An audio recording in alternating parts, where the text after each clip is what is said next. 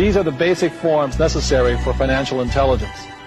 One is called an income statement because it has an income and expense, also called a profit and loss statement.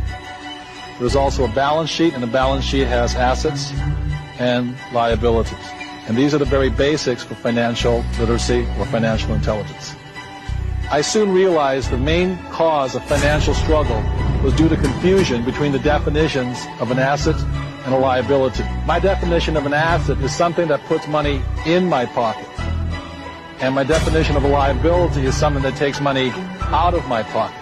I can tell the difference between a poor person and a middle-class person by simply looking at their income statements and balance sheets and figure out which direction the cash is flowing. So I will show you the cash flow pattern of a poor person. Generally, a poor person, all they have is a job. The income comes in from the job, goes down, they pay their rent, clothing, a little food, and goes out the expense column. And this is the cash flow pattern of a poor person. The cash flow pattern of a classic middle-class person is a little bit different.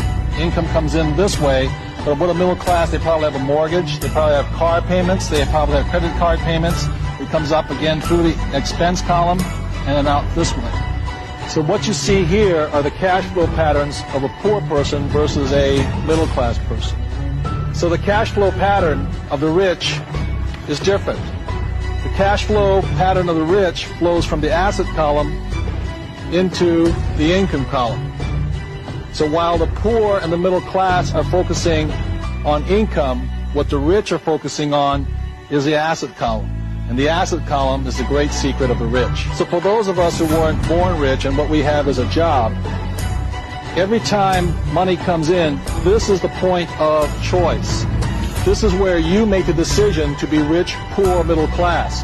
If when this dollar comes in and you take the dollar out this way, then it's your decision. If you go and buy yourself a new t-shirt, cappuccino, a new lunch, then you're choosing to expense it right out. You're choosing to be a poor person.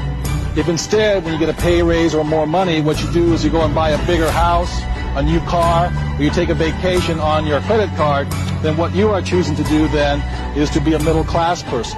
And if you choose, instead, when the money comes in and you choose to put it in the asset column, then you make that decision to be rich, poor, middle class. By putting in the asset column, at this point, you're choosing to be a rich person. But the choice is up to you, nobody else.